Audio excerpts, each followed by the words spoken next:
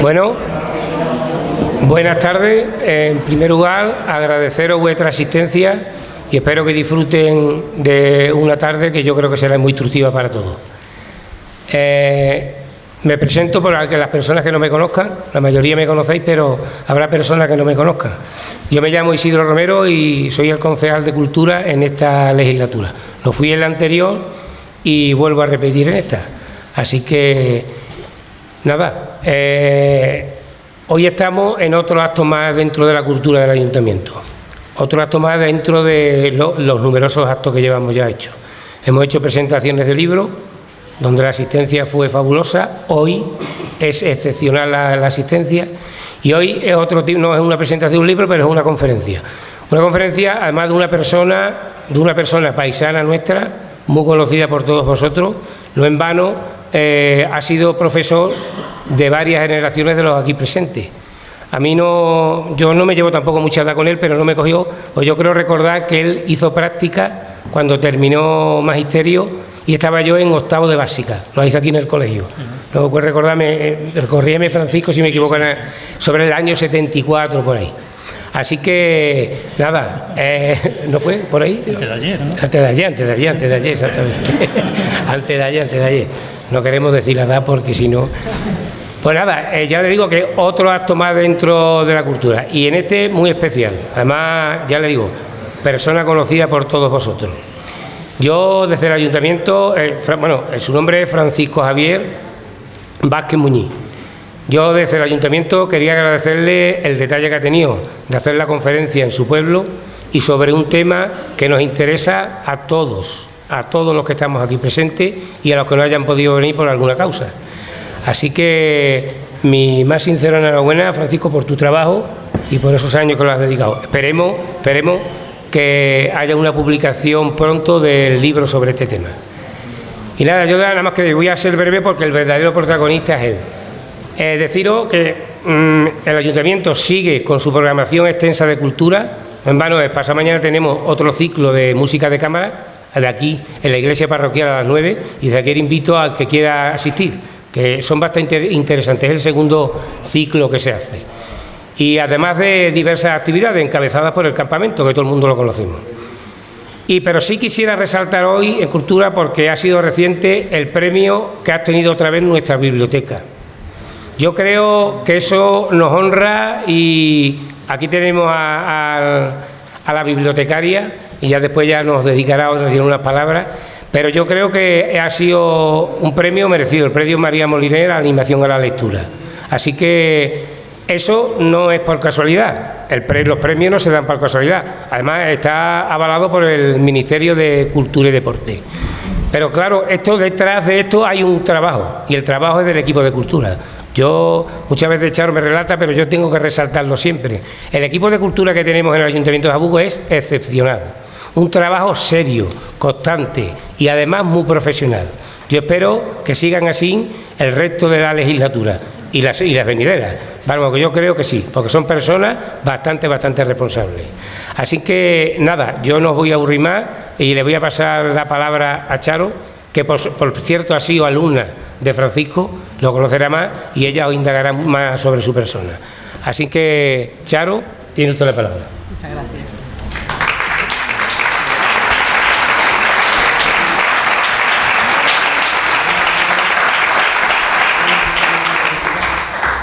Pues buenas tardes a todos.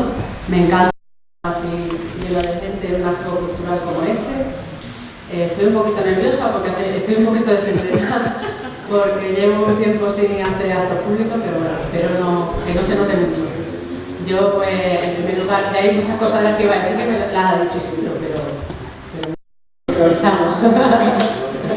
Él no sabía lo que iba a decir. Bueno, pues en primer lugar yo quiero agradecerle a Francisco Javier por su generosidad de venir aquí a compartir con nosotros tantas horas de trabajo, que me consta porque lo he visto, muchas horas de trabajo que él ha llevado a llegar a las conclusiones que hoy nos va a presentar aquí.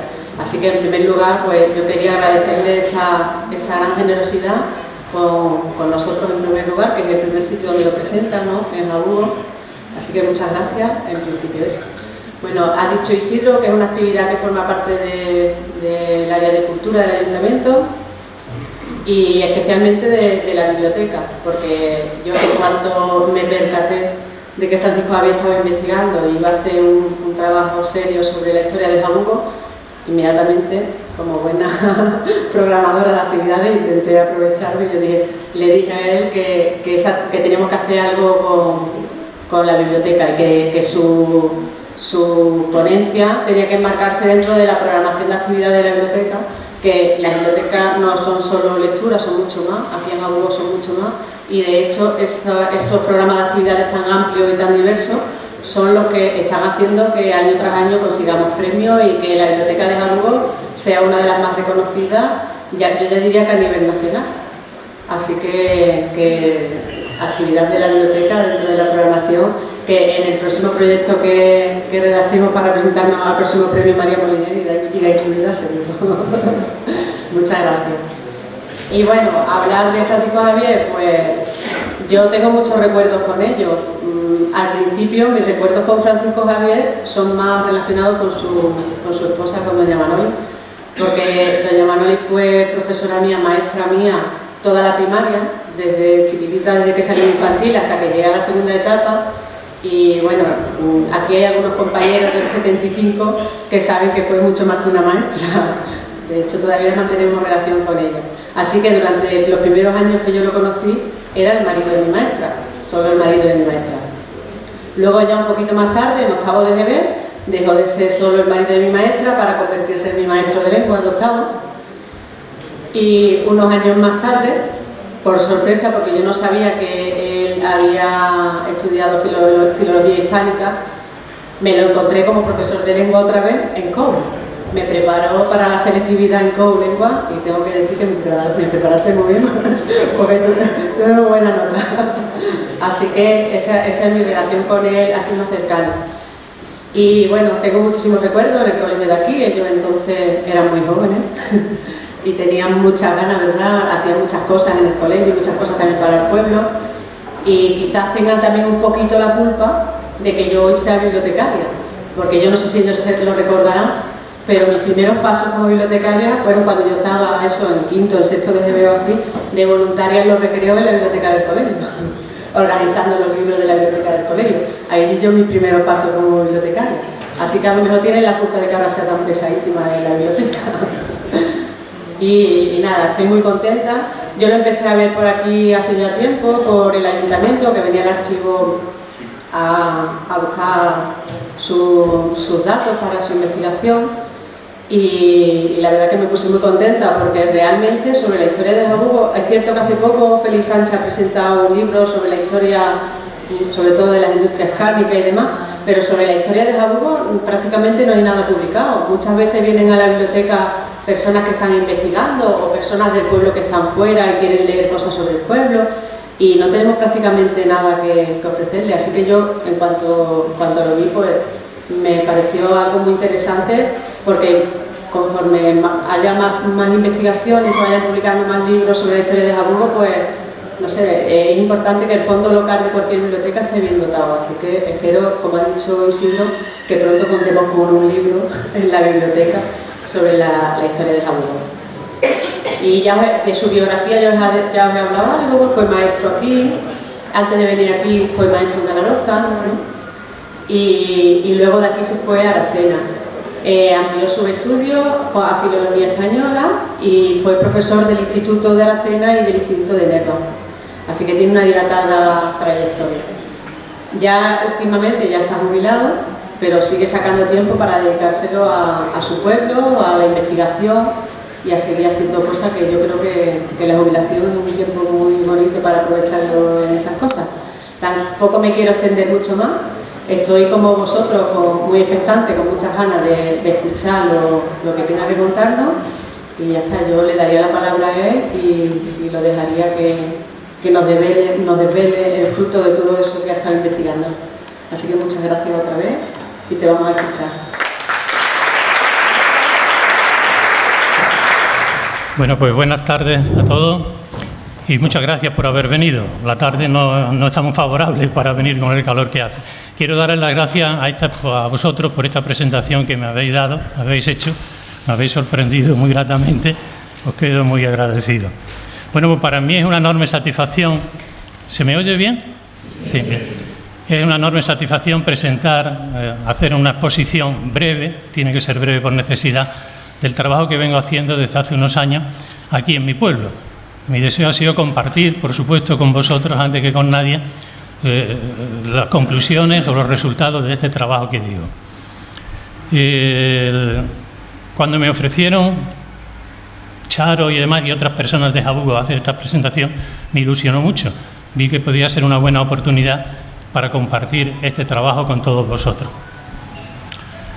Tengo que dar las gracias, antes de empezar, a todas las personas que me han prestado su colaboración, a los que me han ofrecido su testimonio, los recuerdos que tenían de la guerra, la información, a los que me han dado orientaciones, instrucciones, personas que ya han hecho estudios de este tipo y me han servido como guía, como modelo y me han facilitado mucha información, y por supuesto también a las personas que me han motivado o que me han invitado a hacer este acto. Bueno, pues todo empezó en el último año que pasé con mi padre, y que él me contó en ese momento cosas que no había contado nunca de la guerra civil. Eso dio pie a que me sintiera más motivado para investigar y conocer qué es lo que había pasado en Jabugo.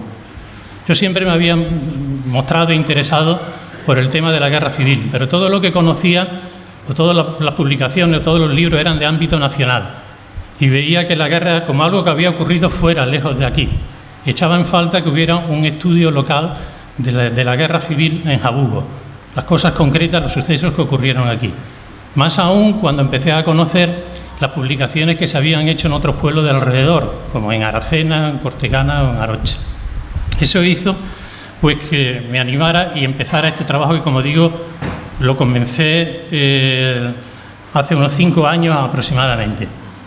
Mi intención ha sido construir un relato de los sucesos en la guerra civil en Jabugo y, en la medida de lo que es posible, para mí, explicar las causas y las consecuencias, entenderlo, entender qué es lo que pasó. Bueno, ya no quiero dilatarme más en el principio y vamos a ir comenzando. Tengo que decir, en primer lugar, que el trabajo no está terminado. Es un trabajo que yo he empezado, tengo una redacción primera, pero no está terminado. Son muchas las personas que me están diciendo: tienes que hacer el libro, tienes que darle una edición. Bueno, confío en hacerlo. El hecho de haber aceptado hacer esta presentación sin haberlo terminado es porque creo que puede dar lugar a que gente que tiene información y que yo no la tengo me la pueda facilitar, con lo que pueda ampliar y corregir y completar las muchas lagunas que hay. Como podéis comprender, un trabajo de investigación de la guerra civil, sabiendo que toda la documentación que fue posible se destruyó, se ocultó y no se quiso dar a conocer, implica que aparezcan muchas lagunas. Y por otro lado también, como me aconsejan los que ya han hecho este tipo de trabajo, al exponerlo puede dar lugar a que ciertos errores en datos, en información que pueda haber cometido, que sin duda pueda haber cometido, se puedan corregir antes de una publicación definitiva. Quiero decir también que mi trabajo no es una simple recopilación de testimonios orales, los sucesos que le ocurrieron a personas concretas y que la gente guarda en su memoria, sobre todo los familiares, sino que lo he basado principalmente en un estudio documental, en estudio en los archivos. Aquí veis, he recogido cuáles han sido los archivos en los que yo vengo trabajando. El principal de todo es el archivo del Tribunal Militar de Sevilla, donde están todos los consejos de guerra con los que fueron juzgados las personas que tuvieron relevancia en Jabugo. He estudiado todos los de Jabugo y todos los de Aracena. El Archivo Histórico Provincial también me ha facilitado mucha información, sobre todo con el libro de prisión, las inscripciones de los fallecidos que no constaban en ningún sitio, que se hicieron fuera de plazo, y otros expedientes más. Y, por supuesto, el Archivo Municipal de Jabugo, que aunque se dice que está incompleto y faltan muchas cosas, sabiendo buscar de buenas a primeras, aparecen datos que uno no contaba con ellos. Esto de la investigación, me he dado cuenta, que es muy apasionante. A mí me ha apasionado realmente, porque es como un puzzle. Uno empieza a encontrar piezas sueltas que no sabe cómo colocar, que no tienen sentido, y de buenas a primeras te ilusionas, te apasionas, porque aparece una pieza y con ella todas casan y se construye el puzzle completo. Eso me ha pasado con muchos de los datos del archivo de Jabugo, además del registro civil, en fin, el archivo histórico nacional, que algo tiene, pero vamos a seguir ya. Además, como veremos ahora, me han servido bastante las hemerotecas con los principales diarios de Huelva, el diario Diel o diarios de Sevilla, publicado en la época, como el diario La Unión, que es muy interesante, veremos algunas noticias sacadas de ahí. La fototeca del Archivo Histórico de Sevilla, que es de donde proceden la mayoría de las fotos que vamos a ver. Ya la gente me está comentando que esta foto le ha llamado la atención, esa es la procedencia. Y por supuesto he consultado una amplia bibliografía porque para entender los hechos era necesario estudiar lo que otros autores ya han venido haciendo. Ya entro en materia y como resultado de todo eso, el estudio que hasta ahora llevo elaborado pues comprende estas épocas, estos apartados, lo he organizado así. Una primera parte que comprende el estudio de Jabugo durante la República. No era este mi propósito, abarcar tanto terreno, pero cuando comencé a estudiar lo que había sucedido en la guerra me di cuenta que era absolutamente necesario, porque no se podía entender los sucesos que ocurrían durante la guerra sin conocer lo que había pasado en la República.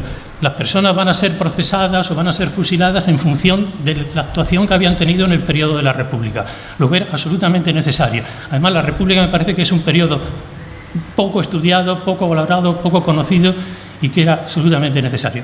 El bloque central, el más importante, el que es más extenso, me he centrado en el periodo del golpe de Estado y la guerra civil, como era natural, ¿no?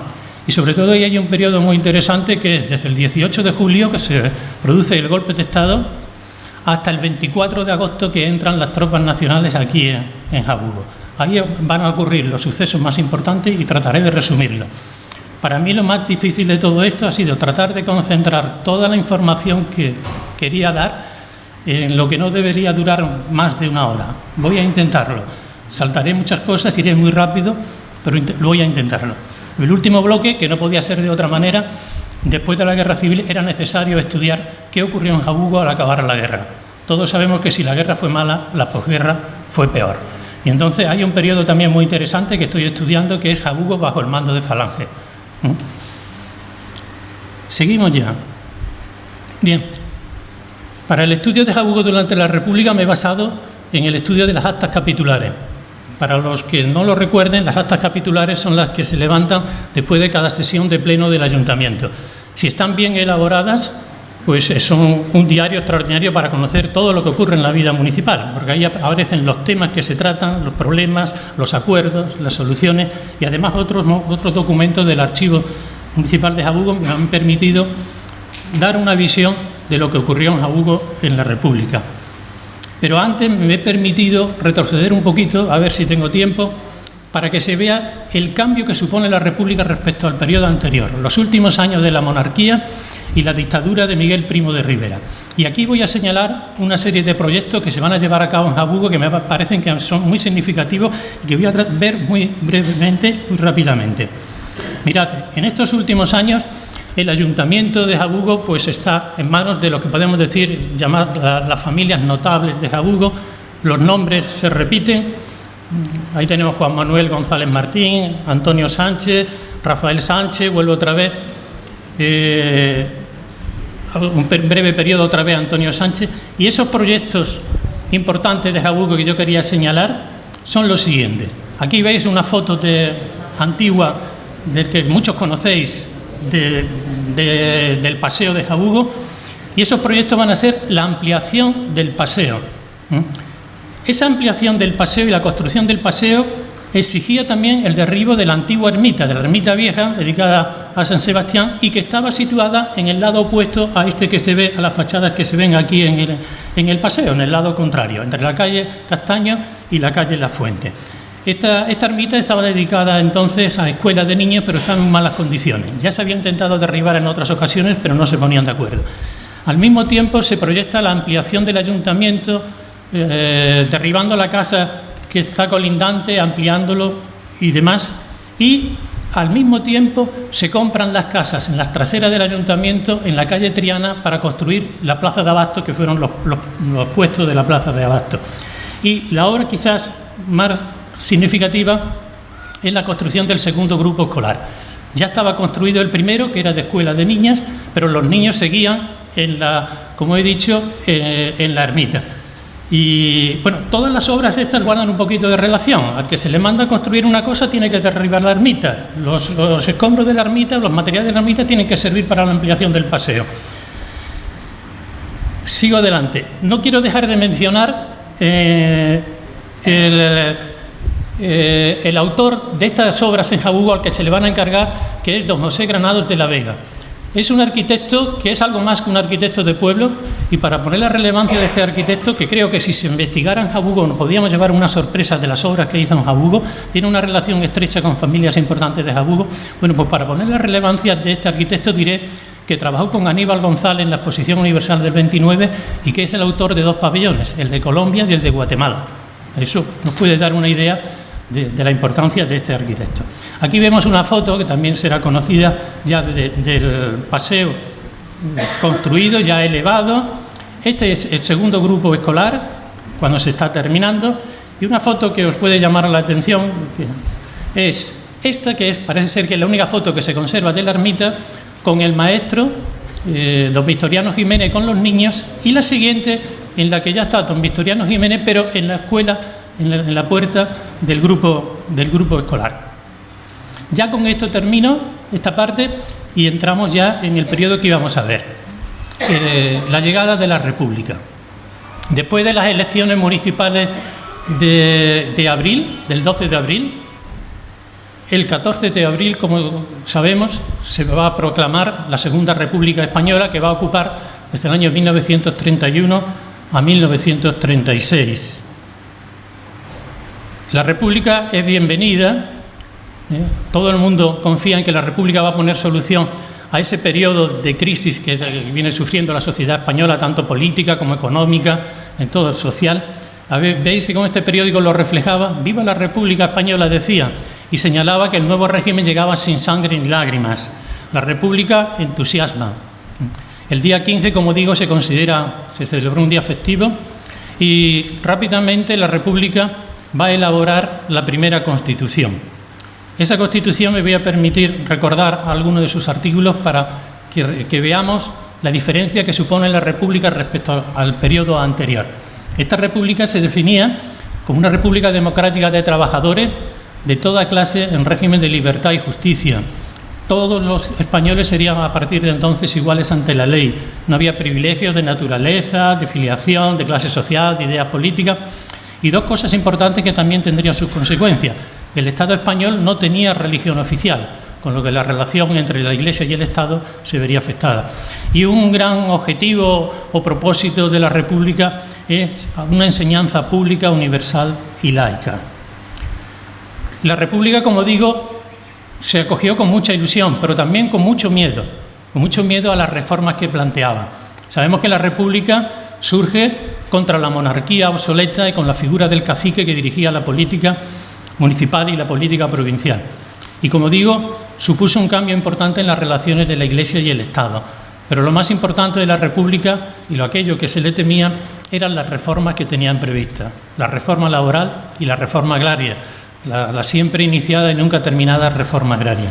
Y una serie de reformas sociales que para todos no son conocidas, lo recordamos. La República trajo todas esas libertades, la igualdad del hombre y la mujer, el matrimonio civil, el divorcio, etcétera. Quiero señalar en el periodo de la República, para que luego lo comprendamos mejor, los sucesos que ocurren, que podemos distinguir 3 periodos. Los 2 primeros años en los que se implanta la República, lo que se llama el bienio revolucionario, con el triunfo de los partidos de izquierda, el Partido Republicano Radical y el Partido Socialista, que forman el primer gobierno, a lo que va a seguir luego a partir del año 33, cuando las derechas se organizan y forman una coalición que fue la CEDA con Gil Robles, ganan las elecciones y entonces hay un cambio totalmente en la política, como luego vamos a ver, lo vamos a ver a nivel local, que es a lo que vosotros os interesa, y el periodo final, que es el periodo llamado el periodo rojo del Frente Popular, cuando en este caso son las izquierdas las que se unen. Cuando Federica Montseny dijo aquello, ahora no hay que ser ni socialista, ni comunista, ni anarquista, hay que ser antifascista, y tenemos que ganar las elecciones. Con el triunfo de Frente Popular volverán de nuevo las políticas de izquierda. Me centro ya, vamos aterrizando, qué ocurrió con las elecciones del 12 de abril en Huelva. En Huelva, en capital, ganaron los partidos de izquierda, mientras que en las zonas rurales la mayoría de los municipios siguieron ganando las derechas, como digo, por la influencia de las figuras del cacique. ¿Qué ocurrió en Jabugo? En Jabugo el resultado de estas elecciones dio el triunfo a las izquierdas. De los 11 concejales con que consta el Ayuntamiento de Jabugo, 7 eran republicanos de izquierda, socialistas, y 4 eran de derecha. Con ello se constituye el primer ayuntamiento democrático de esta república y que estaba formado por estos concejales. Como vemos, ya esos nombres de esas familias no están aquí, y el alcalde, aquí los componentes sobre todo de la parte republicana socialista, pues son personas, pequeños propietarios, obreros, trabajadores, y fue elegido alcalde, el primer alcalde sería Sergio González Colorado. Si queréis una curiosidad, el siguiente alcalde que surge en Jabugo, que es elegido en Jabugo por una elección democrática, sería 48 años después Galo Romero Cortegano. Y los concejales de izquierda, pues aquí tenemos personas que luego van a tener una cierta relevancia: Manuel Romero Jara, Alfonso Madrid, Arturo Romero, etcétera, etcétera. Y ya tenemos la primera corporación que se pone a trabajar. ¿Cuáles son los retos a los que se enfrenta esta corporación? Pues el gran problema que se arrastraba es el problema del paro y la pobreza, que tenía unos límites exagerados, podemos decir. Se pasaba mucha hambre, se pasaba muy mal. Y esta corporación se monta un plan de trabajo basado en el ahorro, en la inversión y en potenciar las ayudas sociales que en corporaciones anteriores, con gobiernos anteriores, habían estado descuidadas. En el ahorro se van a plantear la revisión de todos los gastos. Si no había dinero para atender a las necesidades del pueblo, vamos a revisar los gastos. Y en ese sentido, por ejemplo, se suprimen los gastos de las fiestas, incluido también la fiesta del árbol que se celebraba. Se revisan todos los gastos que se estaban haciendo de las obras.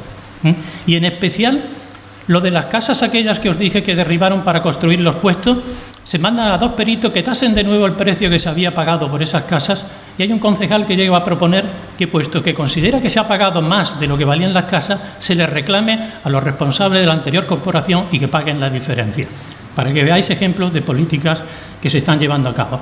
Y luego, en el recorte de gastos, también implica que se recorten el personal. Hay 2 casos de depuración de funcionarios, y sabéis lo que ocurre en otros lugares cuando se instala la República. Funcionarios que se consideraban que no apoyaban la República fueron destituidos de sus cargos. En Jabugo solamente afectó a 2 personas, no tengo tiempo quizás de explicar los casos, lo podría hacer en otro momento.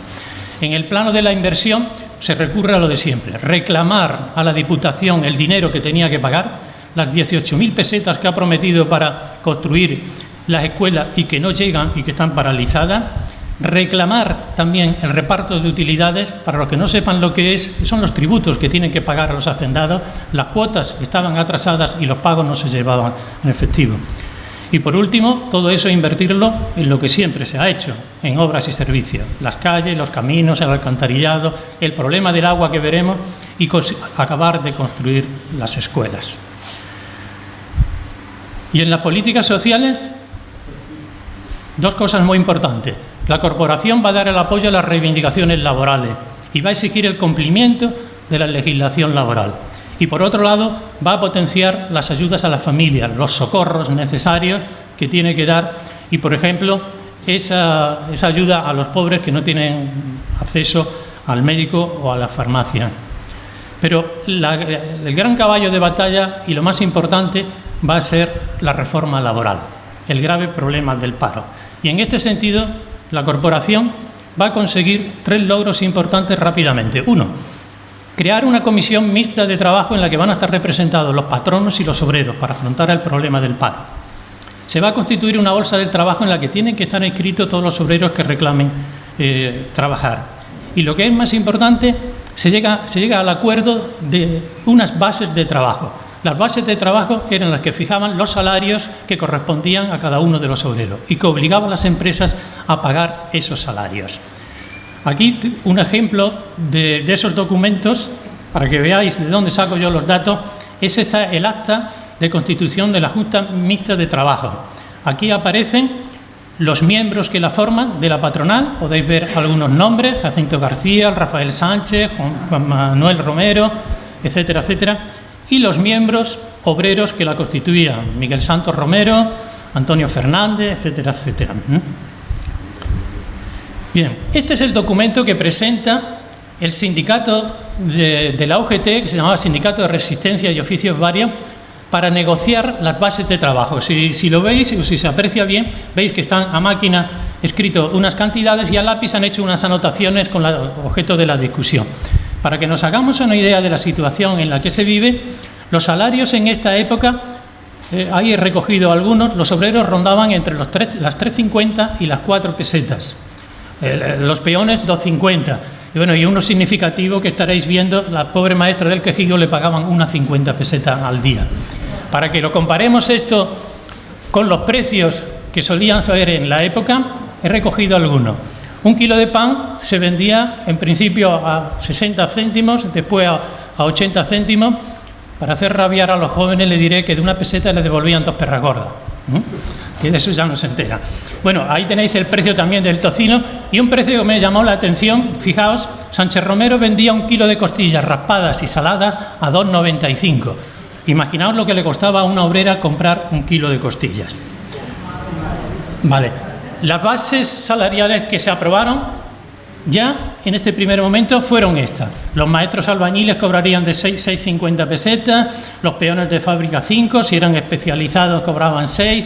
Bueno, ahí veis, para ir más rápido, no quiero emplear mucho tiempo, os puede servir de ejemplo, ¿no? Vale. Pero también hay otros planes que son simbólicos y creo que merecen la pena. Uno de ellos, y al que vamos a dar vuelta una y otra vez cada vez que hay un cambio en la corporación, es la rotulación de las calles. Se cambian los nombres de las calles tradicionales y se recurren, digamos, a nombres significativos para la República: Galán y Hernández, Alcalá Zamora, etcétera, etcétera. Otro hecho muy significativo es el derribo del muro del cementerio católico y civil. El otro día Félix Sancha nos habló de la existencia ya de 2 cementerios que estaban cercanos, bueno, juntos uno al otro, ¿no? El cementerio civil lo había creado una sociedad particular. Bueno, pues hay un concejal que dice que no hay derecho que en ese lugar haya diferencia entre las personas por sus creencias. Es un hecho simbólico que creo que merece la pena destacar. Y el problema del agua, que vuelve otra vez el problema del agua que siempre tuvo Jabugo. Se había creado una sociedad anónima, una sociedad de unos socios particulares que se llamó La Fontanera, que explotaba el agua de las huertas nuevas. Daba agua a los socios y a los que podían pagar la cuota. Bueno, pues dado el problema de agua, se planteó revisar la propiedad, en qué condiciones se habían adquirido ese agua. Es un pleito muy largo, no voy a entrar en él. Y dado la necesidad de garantizar el abastecimiento, se llegó a proponer municipalizar el servicio del agua. Podéis imaginar las reacciones que eso pudo provocar. Pero claro, este tipo de políticas no tardarían en empezar a dar problemas. Empezaron los primeros conflictos, empezó el desánimo, los concejales veían que esas reformas no podían llevarla a cabo y empezaron las primeras dimisiones. En primer lugar, los concejales de derecha dejaron de asistir a los plenos y acabaron presentando la dimisión. Después hubo que nombrar algunos, pero las dimisiones siguieron. El propio alcalde, Sergio González, desanimado, se vio impotente para continuar con su labor y presentó la dimisión. Fue nombrado provisionalmente Rafael Romero y eso da lugar de que un hecho extraordinario, se convocaran unas elecciones extraordinarias parciales el 7 de agosto de 1932, como antes de 2 años antes. Este es un hecho que a mí me sorprendió la atención, que empecé a estudiar, me ha llevado mucho tiempo y creo que tengo algunas claves gracias a la ayuda que me han prestado y que ahora veré. ¿Qué pasó en esas elecciones? Pues en esas elecciones lo más destacado es que estuvieron plagadas de irregularidades. Podría citar muchas porque he conseguido algunos datos, tales como que los candidatos de izquierda fueron insultados, llegaron a tirarle piedra, hubo compra de votos, hubo coacción hacia los votantes, hubo también, digamos, advertencia de que si ciertas personas entraban en el ayuntamiento de Jabugo, las fábricas se cerraban y sería la ruina para el pueblo, como consecuencia de todas esas reclamaciones que desaparecieron del ayuntamiento, pero que luego tuvieron que aparecer. se decidió la anulación de los resultados y todo se puso en manos del gobernador. El gobernador tomó la decisión, que fue destituir la anterior corporación y nombrar por su cuenta a estas personas cuyos nombres nos podrían sonar. Rafael Sánchez Camacho, que había sido anteriormente en la monarquía alcalde, y otras personas más que ahora veremos con más detenimiento. El alcalde que era actual, el Rafael Romero que he dicho, se negaba a entregar el ayuntamiento a las personas que lo habían tenido durante la monarquía, porque entendía que era cambiar el sentido de la votación que se había llevado a cabo de las elecciones. Y llegó incluso a enviar un telegrama al ministro de la Gobernación, que se le recoge aquí un fragmento que decía eso, ¿no?, que se negaba a entregar a la monarquía, a los que habían tenido la monarquía, cambiando el sentido de los votos.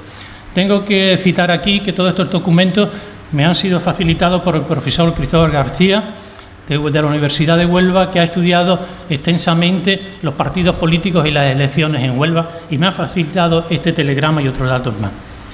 No quisiera extenderme mucho, pero creo que es necesario explicar las causas y las consecuencias de hechos como este. ¿Por qué sucedió este hecho?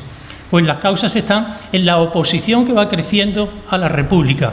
Conforme van sucediendo los años de la República, hay más enemigos que no quieren la República, quiere que se vuelva otra vez a la monarquía y ponen toda clase de trabas. Pero esas dificultades aparecen también dentro del seno de los propios republicanos. Hay una división. Unos quieren un tipo de república, otros quieren otro tipo de república. Unos quieren una república más moderada, otros quieren una república más revolucionaria, más de izquierda. Ejemplo de ellos es, por ejemplo, lo que ocurre en 1932, la Sanjurjada, el intento de golpe de Estado del general Sanjurjo, que por suerte fracasó y no pudo derrocar la república, quería restaurar de nuevo la monarquía, y la ruptura de esa coalición que venía gobernando del Partido Republicano Radical y los socialistas. Eso ocasiona que se produzca lo que el profesor Cristóbal García llama los desmoches de los ayuntamientos, que consistió en quitar el gobernador, que tenía facultades para entonces, era un auténtico virrey dentro de la provincia, quita los ayuntamientos que están gobernados por los socialistas y nombra a su antojo unos gobiernos que solían ser de derecha o por lo menos del Partido Radical. Esto que ocurre en Jabugo vuelve a ocurre en muchos municipios más y en muchos sitios, sobre todo a partir del año 1933, cuando en las elecciones generales gana la coalición de derecha en la CEDA y ocurre así. Lo podría explicar también en Aracena porque se da un caso similar unos años después. Con una curiosidad, Alfonso Madrid, que venía siendo concejal en Jabugo, es el que es nombrado en el año 34 alcalde en Aracena. Se repiten los hechos. Pero sigo ya adelante. ¿Qué supone esta vuelta en la corporación municipal? Pues este periodo que yo decía antes, el periodo conservador. Y se revierten las reformas iniciadas por la República en el periodo anterior. Podría citar muchas y no me quiero extender, creo que me estoy extendiendo ya demasiado, pero algunos ejemplos. La ley de términos. La ley de términos exigía a los patronos que contrataran en primer lugar a los obreros de la localidad antes de que contrataran a los obreros de fuera. Esta ley se había establecido para que no pudieran boicotear, por ejemplo, cuando los obreros se declaraban en huelga o exigían las mejoras salariales. Los patronos decían, no te doy trabajo, los traigo de fuera, se acabó el problema. Esta ley los obligaba. Los patronos no aceptaron eso nunca porque no consentían que le dijeran a quienes tenían que trabajar. Esta ley acabó derogándose. Algo parecido pasó con la ley de laboreo forzoso, que obligaba a los propietarios a poner en expropiación la finca, a dar trabajo, a dar salario. Los expedientes se abrían, pero pasaban los años, se planteaban recursos y no se llevaban a cabo. Podríamos citar algunas cosas más, pero no quisiera demorarme. Como consecuencia de todo ello, lo que se inicia es un periodo de una alta conflictividad laboral. Empiezan a aparecer las huelgas, los conflictos. Y bueno, pues en este periodo de 1933 hasta el 35 ocurren cosas positivas en Jabugo. No se consiguieron aprobar nuevas bases de trabajo, pero sí se prorrogaron las que existían del 31. Y un hecho significativo es la creación de la fábrica de la Yutera, que vino a dar muchos puestos de trabajo. En lo negativo, como ya digo, los conflictos estos laborales y la represión que llevó a cabo la Guardia Civil, que en algunos sitios fue muy significativo, como en Aracena, en Zufre, en El Cerro, y en otros sitios. En Jabugo no hubo esa conflictividad, hubo bastante menos. Un ejemplo de estos, pues aquí tenemos el documento con la prórroga de las bases de trabajo y un expediente de laboreo forzoso de una finca en el puerto de la Cruz que no llegó a terminarse. ¿Qué ocurre con la política municipal en este periodo? Pues se paraliza prácticamente. Solo intervienen, por lo que se deduce de las actas, por lo que se ve en las actas, en los plenos municipales, estas 4 personas. Las actas empiezan a perder contenido, no tienen nada más que los formalismos de lectura del acta anterior, la legislación que ha llegado, los pagos oficiales, y no podemos saber nada más que lo que ocurre, pero es que va a más. A partir del año de agosto del 34 se dejan de firmar las actas, no sabemos quiénes asisten a esas reuniones y a partir de entonces las actas o no se hicieron o ha desaparecido. Las actas capitulares de ese periodo no volverán ya hasta el año 1936. En febrero de 1936, como sabemos, se va a producir el triunfo del Frente Popular y eso va a determinar, aquí en este periódico, pues vemos que el resultado en Huelva también fue del Frente Popular y las coaliciones de derecha tuvieron un porcentaje menor. Como consecuencia de ello, tenemos esta última corporación que a mí me gustaría leer todos los nombres, vosotros que lo estáis viendo, empezamos ya a encontrar los nombres que van a tener el protagonismo luego en el periodo de la guerra. Son nombres muy significativos.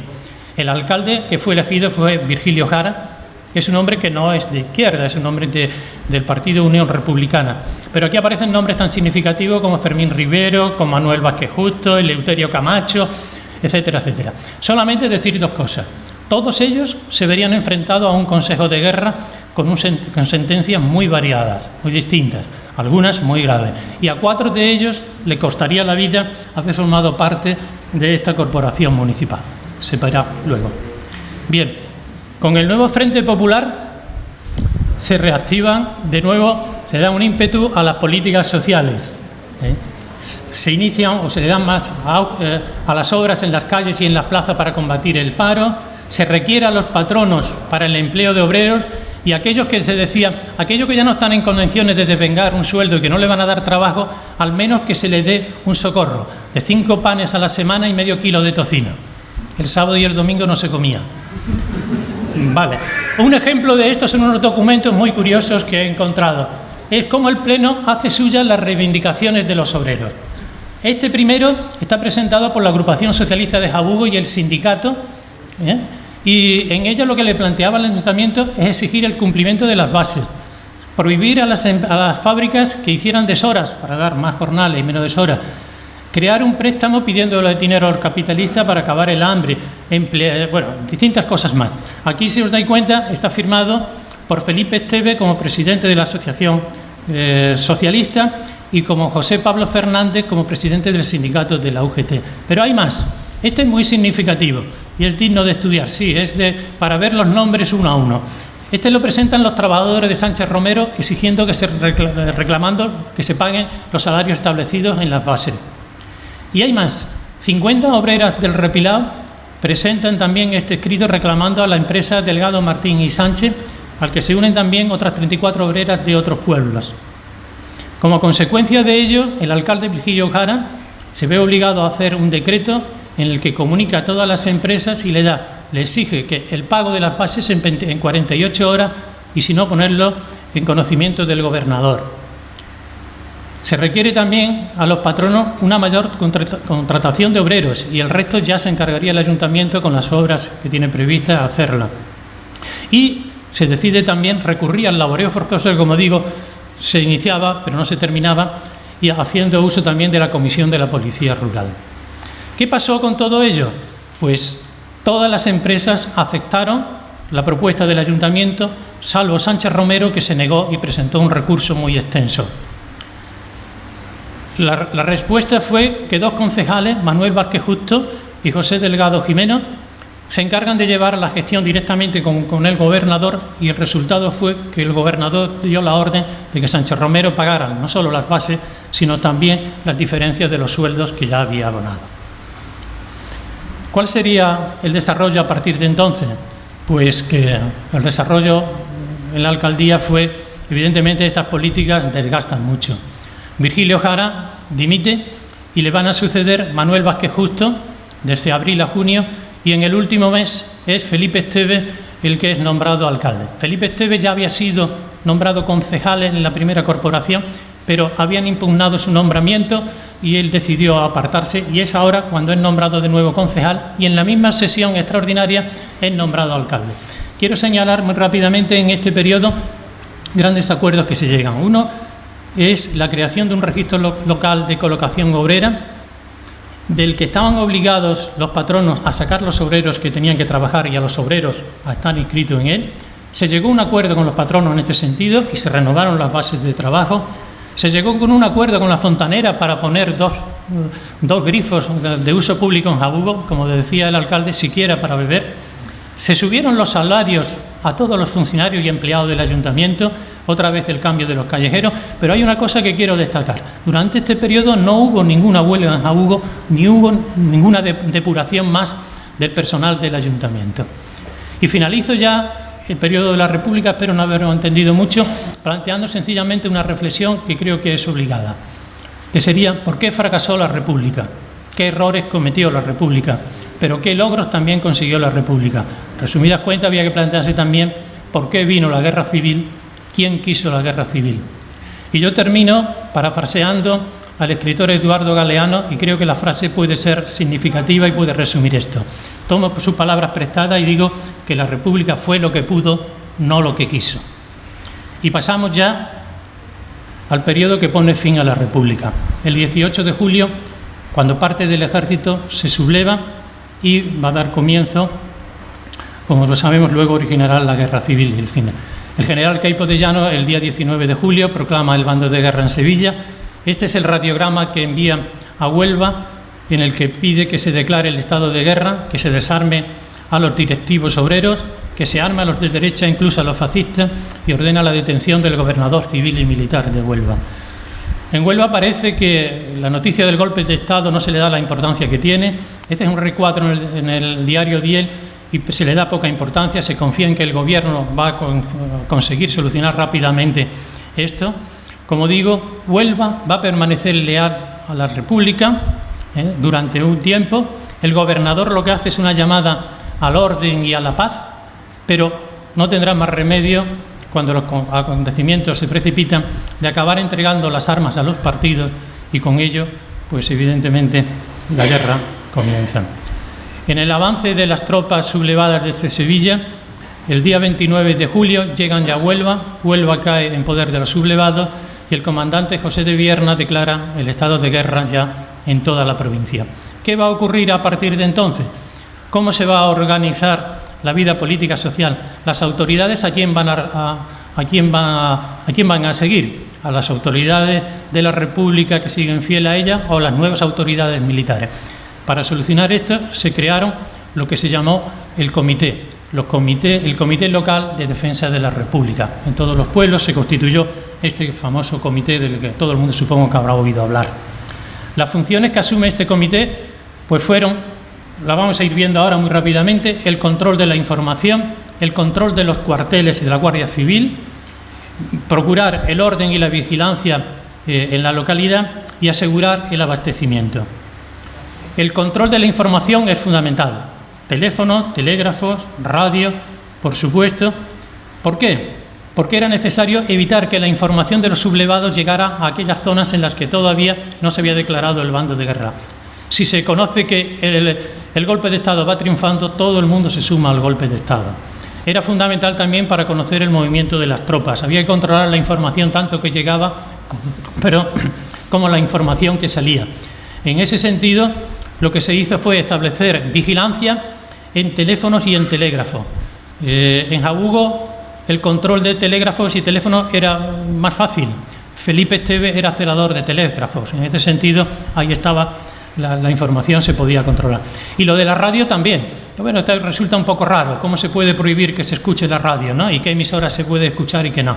Se requisaron sobre todo los aparatos que estaban en los centros sociales, en los casinos, y se decía que se prohibía una cosa, como veis, absurda, ¿eh? Que solo se escuchara Radio Madrid y no Radio Sevilla. Pero vamos rápidamente. Quizás el punto más delicado fue el desarme de la Guardia Civil y la recogida de armas. Era lógico, si las Fuerzas Armadas se sublevan, vamos a controlar las Fuerzas Armadas locales, en este caso la Guardia Civil, para que no se sumen al golpe de Estado. Ya previamente el alcalde Vázquez Justo, a principios, en el mes de abril, cursó la orden del gobernador de retirar la licencia de armas y recoger las armas de los particulares, con lo que en los cuarteles, con lo que los cuarteles se convirtieron en auténticos arsenales, porque además de las armas de los propios guardias estaban las pistolas y las escopetas de caza del resto de la gente. Se hizo eso para evitar que hubiera problemas, ¿no? Bien, la Guardia Civil recibió la orden de concentrarse en Río Tinto, de dejar el cuartel de Jabugo, y el gobernador dio la orden de entregar las armas, como he dicho, para la defensa de la República al alcalde, que se custodiaron, luego se guardaron en el ayuntamiento. Aquí hay que destacar un hecho que me parece especialmente significativo, que es que Felipe Esteve negoció con el comandante de puesto, Manuel Delgado, la entrega de las armas, y se hizo sin que hubiera ningún incidente. Recalco esto porque ahora veremos que este hecho es el que va a provocar los sucesos más sangrientos en la sierra. Todo se hizo con normalidad, como digo, y bueno, pues otro de los cometidos de estos comités de defensa es el servicio de orden y vigilancia, para evitar que hubiera acontecimientos desagradables. Para ello se crearon las llamadas milicias populares, que estaban formadas por voluntarios, miembros del sindicato y otras personas que se apuntaban voluntarios. El cometido era el servicio de guardia y vigilancia de las entradas y salidas de los pueblos, los registros, y estas vigilancias se hacían con armas y a veces sin armas, ¿eh? En las declaraciones de muchas personas dicen que hacen vigilancia pero sin armas, una cosa que iba un poco a su favor, ¿eh? Y los que llevaban armas solían llevar una escopeta de caza, de ahí que se le conociera vulgarmente como los escopeteros, ¿no? Cuando ya no hubo gente suficiente para hacer esto, para cubrir todo el servicio, se recurrió a pagar un sueldo de 350 pesetas y a darle a ciertos beneficios, como por ejemplo cuando era el reparto de alimentos, pues tenía cierta preferencia, ¿no? Es precisamente en estos hechos cuando se va a producir la primera víctima mortal en Jabugo, y es el caso de una persona del repilado, Carpóforo Sánchez. Este caso está perfectamente documentado, se conocen todos los detalles. Hay informes en la causa general diciendo exactamente lo que ocurrió y quiénes fueron los responsables. Su muerte está registrada, cosa que no ocurre en poquísimas ocasiones con las víctimas de la guerra civil. Está en el registro civil con todos los detalles, con los detalles de la autopsia. Hay informes del alcalde. Allí hay sobre todo un expediente del juez de Aracena que interviene en el levantamiento del cadáver y que da todos los detalles de lo que ocurrieron. Lo voy a simplificar. Esta persona intentó salir del repilado, se resistió a que fuera registrado, discutió, intentó arrebatar la escopeta a una de las dos personas que estaban haciendo el servicio de vigilancia y el otro le disparó por la espalda y murió. Los responsables fueron detenidos, intervinieron las armas, pero quiero hacer constar esto, como todo este hecho, lejos de ser ocultado, está perfectamente documentado y respondió a todos los formalismos. El último punto de ese comité de defensa fue el comité de abasto, el llamado comité de abasto. No sabemos quiénes integraban los miembros del comité, esa información desapareció, pero por las declaraciones se dice que fulanito fue a recoger tales alimentos, que fulanito perteneció al comité de abasto. Aquí cito algunos nombres que nos pueden empezar a sonar. Antonio Jara, no el Antonio Jara que conocimos, sino el abuelo, el padre de Virgilio Jara y abuelo del Antonio Jara. Leoncio Romero, Rafael Cárdenas, Francisco Romero Ortega. ¿Qué acometido tenía este comité de abasto? Pues hacerse con los alimentos necesarios para la población. Y para ello recurrieron a las requisas. Las requisas, a diferencia de los saqueos, se hacían con la presencia de un funcionario del ayuntamiento y se entregaban unos vales por el valor de la mercancía de la que se apropiaba al dueño, ¿no? Luego, con esos alimentos, lo que se hacía el reparto a la población. También parte de esas mercancías se entregaban a los milicianos y a los mineros que estaban haciendo la guerra por su lado.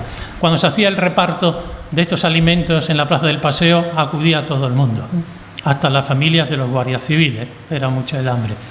Digo que hubo requisas, pero también hubo saqueos. Y entre esas requisas, pues también hubo vehículos y camiones, como veremos más adelante. Un hecho destacado en estos sucesos de este periodo fue la ocupación de la iglesia. También hay documentación muy fiable de lo que ocurrió. En la causa general, un informe del entonces alcalde Romero Jara, el propio cura hace una declaración de lo que ocurrió y yo lo resumo de la siguiente manera. Se ha dicho que la iglesia de Jabugo se quemó. No, la iglesia de Jabugo no se llegó a quemar. Se desalojó y se instaló en ella, según la documentación que yo tengo, el sindicato. Sí se desmontaron y se quemaron el retablo mayor y otros dos. Se sacaron fuera de la población y se quemaron. Parte del retablo, bueno, es que quizás se utilizó para otros fines. Se rompieron la pila de agua bendita y se desmontó la pila del bautismo. Se colocó una bandera de la República, es un hecho significativo quizás, aprovechando que había que reparar el pararrayo, pues se colocó una bandera de la República en la torre. Quizás lo más grave, más sacrílego, fue, este dato no está contrastado, alojar animales en el sagrario. Pero quiero destacar una cosa porque lo dice el alcalde y lo dice el propio cura. El alcalde Felipe Esteves facilitó que se recogieran las imágenes y los objetos de culto. Cuando se tuvo noticias de que los mineros estaban quemando la iglesia de Galaroza, mandó a una persona a recoger la llave a casa del cura y puso a su disposición 6 hombres para que se sacaran las imágenes y los objetos de culto. Igualmente se hizo en el Repilao y en los Romeros.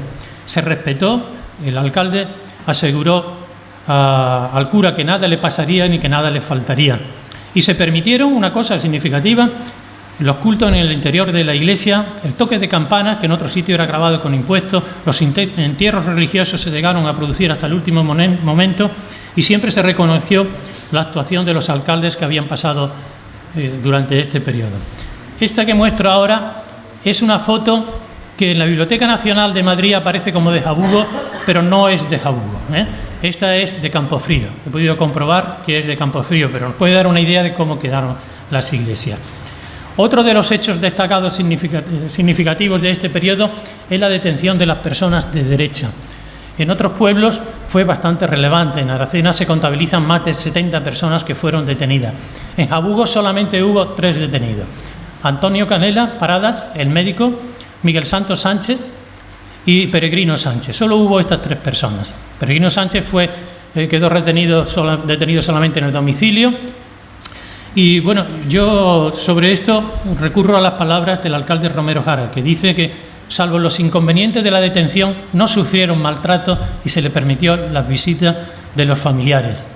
Y fue fundamental en ello la actuación del alcalde Felipe Esteves, que emitió un edicto en el que pedía lo siguiente: tener con los detenidos la mayor consideración y respeto por exigirlo un principio de humanidad y hombría de bien. Las 3 personas fueron puestas en libertad el día antes de la entrada de las tropas. Este es el edicto de Felipe Esteves, donde se dice lo que yo acabo de resumir. ¿Qué ocurrió a continuación? ¿Cómo se actuó en defensa de la República contra las tropas rebeldes? Pues lo más significativo fue el asalto a los cuarteles. Ya he dicho que gran parte de la provincia, una vez que se toma Huelva, permanece leal a la República. Se va a proclamar el bando de guerra, solamente se van a unir al bando de guerra algunos pueblos. Estos pueblos van a ser Cumbres Mayores, Higuera y Aroche. Y aquí, en el asalto a estos cuarteles, se van a producir los hechos más sangrientos. ¿Por qué voy a hablar de ello? ¿Por qué los he estudiado si no son de Jabugo? Pues porque no ocurrieron en Jabugo, pero sí participaron milicianos de Jabugo. Yo llego a conocer lo que sucede en estos pueblos por las declaraciones en los consejos de guerra que se siguen contra personas de Jabugo. Voy a hablar también de lo que sucedió en los cuarteles de Cortegana y Aracena, que fueron diferentes, y de lo que se llamó la columna de Aracena. Vamos rápidamente, voy a resumirlos, lo que ocurrió, por ejemplo, en Cumbres Mayores. En Cumbres Mayores se había proclamado el bando de guerra y el 4 de agosto se produjo el asalto del cuartel. Fue llevado a cabo por una columna de milicianos al que estaba al mando el alcalde de Jerez de los Caballeros, y como consecuencia de ese asalto van a morir 6 industriales y 3 guardias civiles. Entre ellos una figura destacada, don José Rebollo, que era secretario personal de Diego Martínez Barrio. Lo que quiero señalar también, o hay que señalar, es que se empleó una violencia extrema y se llegó al ensañamiento con los cadáveres, un ensañamiento injustificado. Francisco Espinosa dice que no respondía a ninguna razón, puesto que las tropas nacionales no estaban acosando, estaban lejos, y no se explica por qué ocurrió esto. Además, siguieron una serie de saqueos y nosotros sabemos de la participación de personas de Jabugo y del Repilado. Fue un camión blindado y varios coches. Camión blindado, si quisiera dar más detalles, diría que fue llevado por Severiano Sánchez, que no pudo entrar en Cumbres por lo estrecho de las calles, que se quedaron fuera, pero que lo obligaron a permanecer allí, y que cuando ellos llegaron ya habían sucedido las muertes, que ya estaban los cadáveres en la plaza. Ellos, las personas que van de Jabugo, niegan la participación en los hechos, pero reconocen que se trajeron bienes de los que habían sido saqueados. Algo similar ocurrió en Higuera de la Sierra.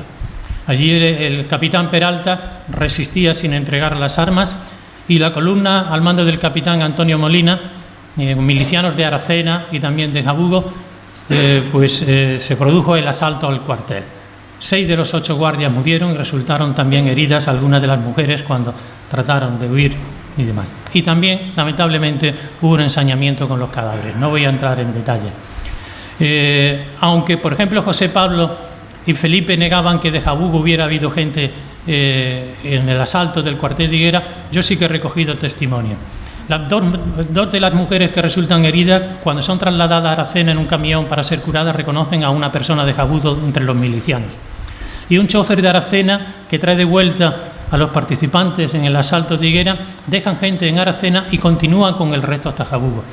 Y el caso más significativo que relaciona Jabugo con los asaltos de Aracena es el caso de don José Marcos Ders. ¿Quién era esta persona? Esta es la documentación que me permite decirlo. Esta persona es un militar, un teniente coronel del ejército retirado, que estaba en esos momentos en Higuera y a la que los milicianos le proponen que se ponga de su lado y que los dirija en todos los actos que vienen a continuación. Este militar se niega y además se niega a dar información. Como consecuencia de ello es detenido y acaba en la cárcel de Jabugo. El día 12, 2 días después de los sucesos de Higuera, está en la cárcel de Jabugo. Hay testimonios de la presencia de esta persona en Jabugo y el caso es que 2 días después, el día 14, es trasladado a Aracena, pero a la altura de los Marines lo matan y su cadáver es abandonado, como digo allí. Hay documentación también en Aracena y demás. El otro pueblo donde ocurren estos hechos lamentables es el cuartel de Aroche. Los sucesos del cuartel de Aroche están perfectamente estudiados en el libro de Antonio Muñiz, La historia silenciada. Yo lo conocía también, como digo, por el estudio que había hecho de las personas de Jabugo, y ocurrió algo similar. Allí se produjeron también numerosas muertes. 9 guardias civiles y carabineros, un paisano y una niña que tuvo la mala suerte de pasar en ese momento tratando de huir con su padre o refugiarse en el campo. Aquí sí que se reconoce la presencia de personas de Jabugo. Fueron 2 coches y un camión. Y entre las personas que reconocen haber estado allí están Felipe, José Pablo, Manuel González, Rafael Castilla.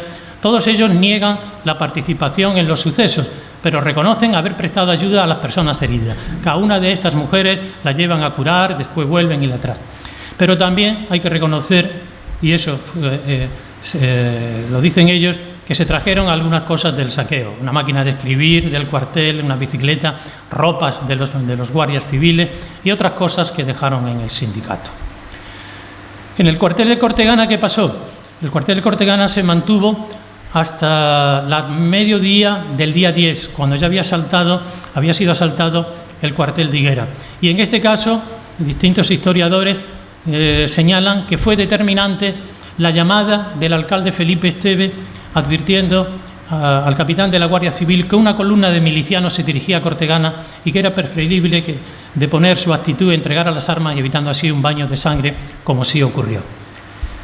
¿Qué fue aquello de la columna de Aracena? El día 14, un día antes de que las tropas nacionales llegaran a la sierra, se intentó organizar una columna con milicianos de todos estos pueblos para enfrentarse a las tropas. Pero la verdad, sabemos que hubo gente del Repilado que llegó en coche a la Yutera, de allí cogió un camión y recogió a distinta gente, pero estas personas de Jabugo después declaran que pasado Higuera se echan abajo al parar en una venta y vuelven porque no tenía sentido continuar ya.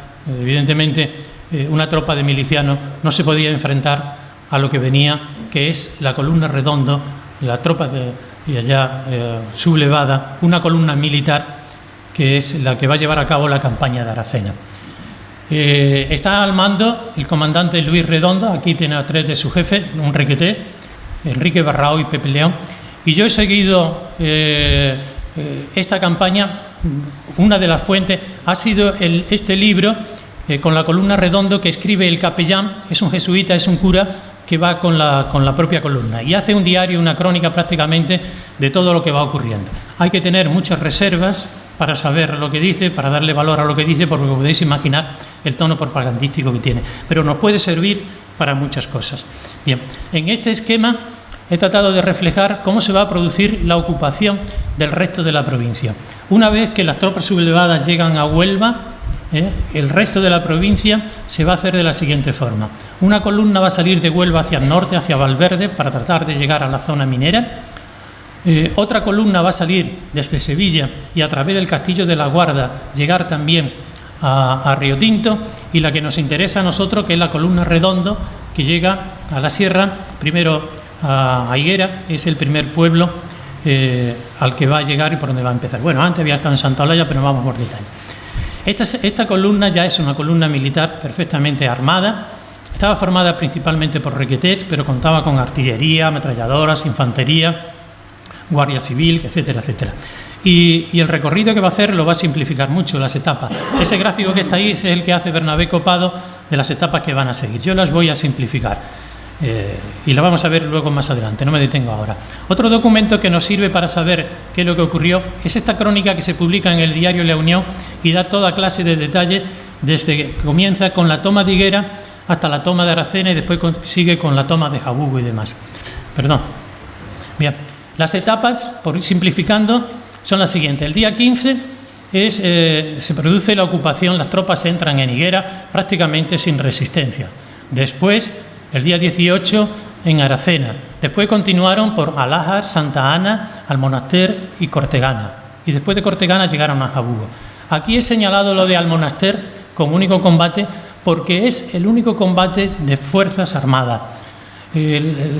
La columna Redondo tenía información de que una columna de mineros podía subir por la carretera de Huelva y atacar la retaguardia de esta columna cuando hubiera pasado ya hacia Cortegana, como así sucedió.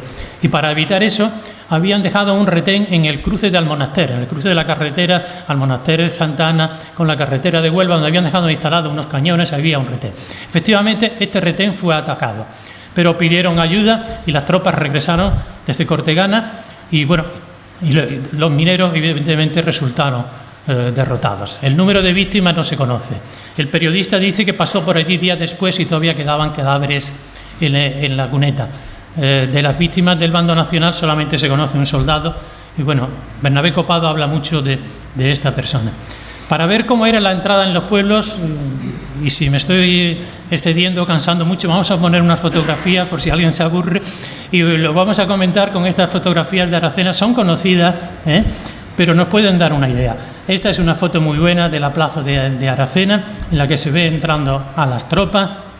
En esta continúan el recorrido subiendo hacia la plaza alta. Aquí vemos cómo la gente sale a aplaudir la llegada de los militares. Esta es muy significativa también porque se ve cómo son liberadas las personas de derecha y el reencuentro con los familiares, las personas que habían estado detenidas. Esta otra es bajando de la plaza alta, hay otras más de los militares posando. Esta ya es más significativa porque recoge esos saqueos que se producían en las sedes de los partidos o en las casas de particulares de personas significadas, que vemos cómo están dirigiéndose a la ventana y están arrojando.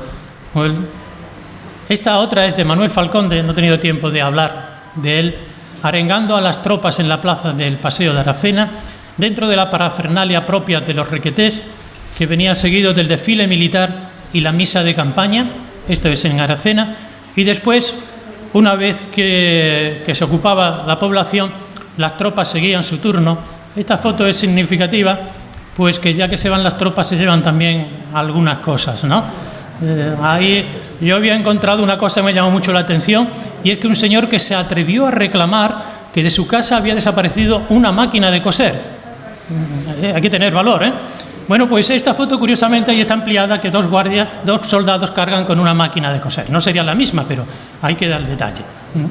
Evidentemente no era para hacer labores por la tarde, seguramente para vender a un desconsiderado en el pueblo siguiente. Y luego lo que Bernabé Copado llamaba una de tantas escenas después de nuestra entrada en los pueblos, cuando la justicia comenzaba a actuar. No necesita más comentarios la foto. Pero vamos a llegar a Jabugo.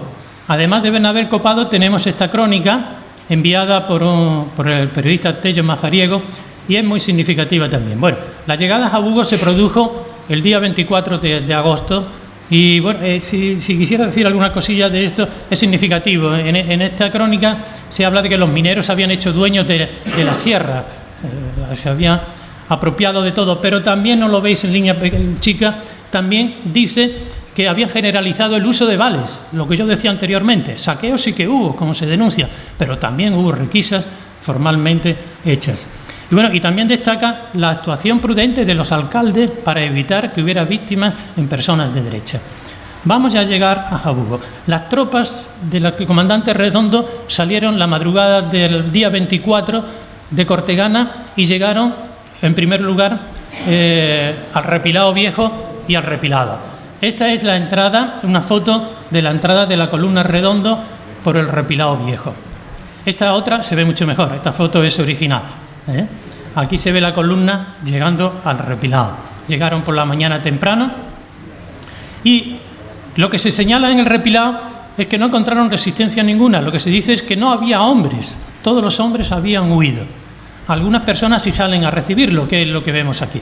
Una de ellas fue Juan Talero, que era capitán de artillería y que se ofreció para integrarse en la columna Redondo, pero el comandante le dijo que lo que tenía que hacer era volver rápidamente a su cuartel a Sevilla y ponerse a disposición de las autoridades. Y llegamos ya a Jabugo. Esta es la foto que ya conocéis y que todos estáis comentando. Bien, esta foto, como tantas otras, procede de la Fototeca de Sevilla, del Archivo Histórico de Sevilla, y es realmente significativa. No sé si comentarla, aquí lo estamos viendo, recoge el momento de la entrada de las tropas en el paseo. El proceso que se seguía era similar. Cuando se llegaba a un pueblo, las tropas se desplegaban. En Jabugo, una parte entró por la carretera y se dirigió al paseo al ayuntamiento. Otra parte de las tropas entró por el barrio, y allí se va a producir un hecho que ahora voy a comentar. En esta foto, como vemos, se está produciendo la entrada en un domicilio. Me podría aventurar a quién vivía en esa casa, pero no he hecho las comprobaciones adecuadas todavía. Me lo callo. Pero vemos cómo la han desalojado, han sacado muebles, han sacado un armario, hay cajones por el suelo, hay otros objetos. Y aquí en primer plano tenemos a un requete muy interesado en un documento, en un papel que está estudiando. Digo que se va a producir en este momento, con la entrada con las tropas por el barrio, la primera víctima de la guerra en Jabugo. Este es el caso que todo el mundo conoce, porque es el que ha permanecido en la memoria colectiva de Jabugo. Es el caso de Manuel Cardoso Barragán. Es el caso de ese viejo sordo que no oye el alto y que acaba siendo abatido debajo de los balcones de la casa que hace esquina con la calle en Pan. Hay muchas versiones orales de este suceso. Podríamos discutirla, pero no creo que merezca la pena porque en lo esencial todas coinciden. Fijaos, el periódico, en la crónica de Gómez Bajuelo, que acompaña, es un periodista que va con la columna Redondo, dice lo esencial también con algunas diferencias. Dice, hay en las afueras un pequeño tiroteo y cae un hombre sin escuchar las repetidas voces de alto que trataba de huir. Los gritos de las mujeres, esto también lo señala, en los primeros momentos ponen en el ambiente un injustificado nerviosismo. De forma similar, Bernabé Copado dice lo mismo. Hubo algún tiroteo con los elementos que huían y uno de los fugitivos cayó atravesado por las balas. Los hechos son similares todos. Hay un hecho también que merece la pena destacar y es que el cadáver permaneció mucho tiempo, todo el día, allí sin permitir que los familiares fueran a recogerlo. Ezequiel López me contaba que él, siendo niño, acudió a curiosear y de buenas a primeras se encontró que estaba cerca casi pisa el cadáver del hombre que todavía estaba allí. Esta práctica de dejar los cadáveres en el sitio o de ponerlos en la plaza fue muy reiterada. Tenía una finalidad, ser de advertencia. Esto le pasa a los que se quieran oponer a la entrada de las tropas. Y seguimos. Esta otra foto. De esta otra foto tengo que decir que es una foto inédita. No se ha visto ni se ha publicado anteriormente. Esta tuve la suerte de encontrarla en Sevilla cuando me dijeron, ahí hay una caja con fotos que no están clasificadas porque no sabemos de dónde es. Y me pasó lo que os está pasando a vosotros. Rápidamente la habéis identificado. Es la calle de las Escuelas, con la esquina de la calle Norte, lo que en la dictadura era la calle Belchite, y también hay ahí la presencia de los soldados. Me parece que es una foto también muy valiosa porque, digo, no se ha publicado nunca. Las fotos anteriores alguna vez se han publicado. Otra de las fotos, en este caso, que recoge Bernabé Copado, habla del jefe de Requeté acompañado del señor Contreras paseando por Jabugo. Yo no he identificado estas calles de Jabugo, no sé si realmente es o no.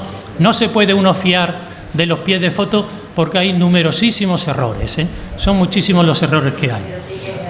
Sí que es de Jabugo, pues si alguien lo sabe me le agradecería que me lo dijera luego. Vale.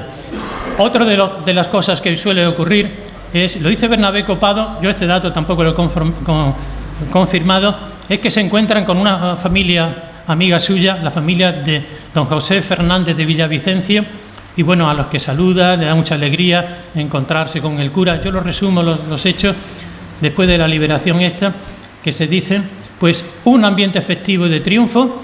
Por la gente enloquecida salía a nuestro encuentro y se arrojaba a nuestros pies llorando y pidiendo justicia. Así se expresa Bernabé Copado. Y recoge también el agasajo que recibieron las tropas. Recibieron obsequios de señoritas, etcétera, etcétera. Y él dice que de la fábrica de jamones los mineros habían llevado gran parte, pero pudieron librar la principal. Después, cuando llegaron a Río Tinto y solo le ofrecieron unas latas de sardina, Bernabé Copado se quejaba. ¿Cuál es la actuación que se sigue después de la entrada de las tropas? Pues lo siguiente, lo más importante, era el nombramiento de la nueva comisión gestora, el registro de la sede de los partidos políticos, la destrucción de los símbolos y el registro de los domicilios y las primeras detenciones, como hemos visto. Bien, esta es el acta de constitución de la comisión gestora municipal, que se hace el mismo día 24 a las 11 de la mañana. El comandante militar nombra al alcalde, que va a ser a partir de entonces Manuel Romero Jara, de Falange Española, a Jerónimo Domínguez Sánchez, que se declaraba apolítico, y a Manuel García Vázquez. A partir de esta acta no hay ninguna más. Bueno, sí, hay una más. Yo he encontrado el borrador que hace el secretario del ayuntamiento de una supuesta acta que luego no se llegó a hacer. Curiosamente está escrito en el dorso de una papeleta de elecciones. No sé si algo se puede ver, yo he conseguido verlo. Y en ella pues dice que en el orden del día, el primer asunto a tratar, dice Manuel Romero Jara como alcalde ya, pues que sería facilitar al vecindario los socorros precisos en artículos de primera de necesidad por el hambre que se venía pasando, etc.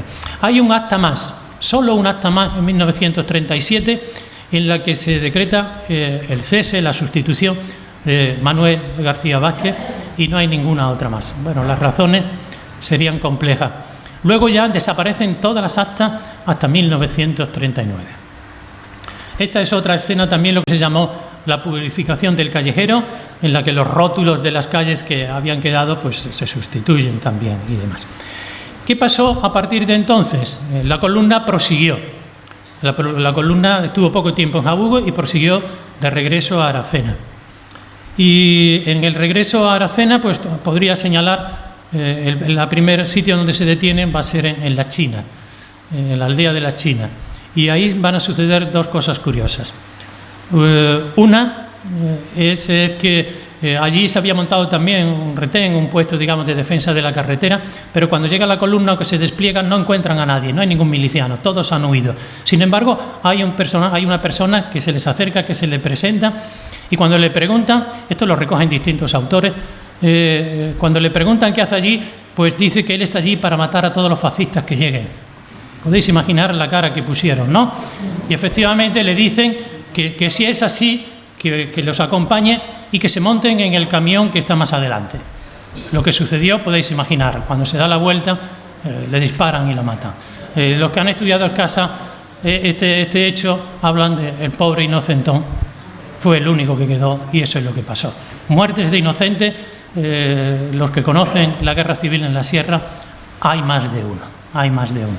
Bien, el otro hecho es que en un cercado, allí en las afueras, en los alrededores, se encuentra el camión blindado de Jabugo abandonado. Ese camión blindado del que yo podía contar muchas cosas, quién lo conducía, qué pasó, no tengo la seguridad de quién era, no se me ha podido confirmar de quién era, pero hay muchos detalles, no puedo entrar. Ese camión, como digo, fue llevado a Aracena y aquí es exhibido en la plaza de Aracena. Hay otra foto además de este camión, como veis aquí, pero prosigamos. Sí, es muy curiosa la foto, ¿eh? ¿Qué pasaba una vez tomada la población?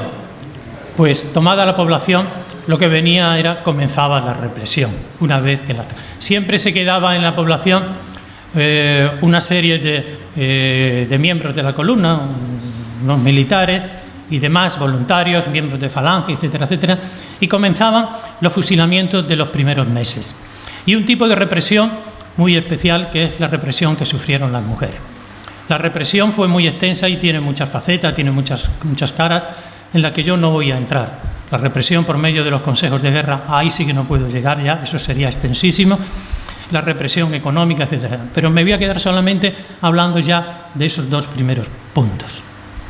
La represión, cuando comienza, quiero destacar que los políticos y los sindicalistas que habían tenido alguna participación en este mes, desde que se produce el golpe de Estado, esos el día antes habían huido.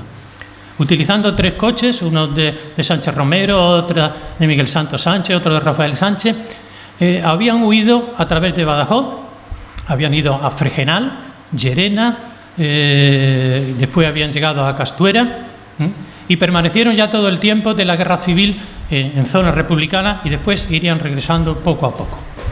Muchos de los hombres, antes de la entrada de las tropas, muchos ya lo hemos dicho en el repilado, lo que hacen es quitarse del medio, por miedo, ir al campo, esconderse en el campo. Y estos son los van a constituir luego los huidos. Muchos de ellos volvieron al poco tiempo. También sabemos, y en esto no me puedo detener, que algunos permanecieron ocultos toda la guerra. Son aquellos casos que todos tenemos en memoria, de Antonio Cardoso o de Alejandro Fernández, ¿no? Eso no me podría parar en todo, ni en todo el tema de los huidos, sería muy largo. Lo cierto es que el mismo día 24 por la noche, la cárcel empezó a llenarse de gente y empezaron los primeros detenidos y en los días siguientes se van a producir los primeros fusilamientos. Y esta frase que resalto aquí en negrita parece una obviedad, pero no lo es. La represión se inicia con los que permanecen. ¿Por qué? Porque los que permanecen son aquellos que están seguros de que no han hecho nada y por tanto confiados en que nada le puede pasar. Sin embargo, serán con ellos los que van a sufrir la represión más dura al principio y más injustificada. ¿Y por qué? Pues porque se siguen lo que habían mandado los principales dirigentes. Mola ya había dicho que la reacción tenía que ser en extremo violenta y que serán encarcelados todos los directivos de los partidos políticos, sociedades o sindicatos no afectos al movimiento. Y Queipo de Llano todavía aún más. Decía que al comprobarse que en cualquier localidad actos de crueldad de cualquier persona, serán pasados por las armas sin formación de causa los directivos de las organizaciones marxistas y comunistas que en el pueblo existan. Y en el caso de no darse con tales directivas, serán ejecutados un número igual de afiliados arbitrariamente elegidos. Y esto es lo que pasó. Este es un tema evidentemente muy polémico. Se podría hablar de muchas cosas. Muchos autores lo han estudiado, a mí me llevaría mucho tiempo y ya digo, se podría hablar de que se hacían listas en los pueblos con las personas que se tenían que matar, se establecían cupos del número de personas que había que matar. Así sucedieron las cosas. Bien, en esta represión yo quiero señalar 3 etapas. La primera, la que se produce, que se inicia en agosto del 36, el día siguiente de la entrada de las tropas, y que llega hasta marzo de 1937. En esta se producen las ejecuciones, como digo, inmediatas, arbitrarias, sin procedimiento alguno, de las primeras personas. Aquí, en esta etapa, se van a producir el mayor número de fusilamientos. Yo prefiero utilizar el término fusilamiento, ese del que me hablaba mi padre, porque utilizar otro, muerte, fallecido, asesinatos, se puede prestar a confusión. Por supuesto, los eufemismos que se utilizaban, aplicación del bando de guerra, acción de guerra, aplicación de la justicia, me parece que no responde. La palabra que mejor define lo que ocurría era esa. Bien. Aquí comienza un tema muy escabroso también. ¿Quién tomaba la decisión de quién había que fusilar? ¿A quién correspondía? Evidentemente la decisión correspondía a los jefes locales. Y yo me remito a las palabras de Francisco Espinosa, que con su libro La guerra civil en Huelva es quizá el historiador que tenga más autoridad en esto. Él dice que evidentemente los falangistas locales tuvieron una colaboración necesaria para que esto se llevara a cabo, pero que la responsabilidad última siempre fue del comandante militar de la localidad, porque nada se movía en un pueblo sin que el comandante militar lo autorizara. Estas muertes que se producen, estos fusilamientos que se producen en esta etapa, llegaron a ser en momentos quizás excesivos y escapaban del control de las autoridades militares provinciales. Eso hizo que desde el gobierno de Burgos se decretara que a partir de 1937 se crearon unos tribunales militares especiales que por medio de unos consejos de guerra sumarísimos y de urgencia debían juzgar a las personas antes de que se le aplicara cualquier tipo de condena. Por tanto, la segunda etapa es la que se da desde marzo de 1937 ya hasta el final de la guerra, y continuaron los consejos de guerra, ¿no? En este caso, el delito por el que se va a juzgar siempre va a ser rebelión militar, auxilio a la rebelión militar, y las condenas van a ir desde penas de cárcel hasta las penas de muerte. Es curioso porque, como decía el propio cuñado Serrano Súñer de Franco, era la justicia al revés. Se condena por rebeldía a aquellos que seguían fieles a la República por aquellos que se habían rebelado contra la República. Y la última etapa es ya a partir del año 39, donde los consejos de guerra son numerosísimos. Hay que tener en cuenta que termina la guerra y vuelven los que estaban fuera, pero ya las penas de muerte disminuyen. Posiblemente porque ya no había más personas que matar, y en los pueblos ya no había más viudas a las que atender. Disminuyen ya las penas de muerte. Se producen entonces algunas de las muertes en la cárcel. ¿Cómo se llevaban a cabo estas muertes? Bueno, pues ya sabemos que los ejecutores era el pelotón de fusilamiento que se formaba. Estaba formado por los militares que permanecían en la localidad y la Guardia Civil. Y falangistas y voluntarios, unos lo afirman, otros lo niegan, sí o no.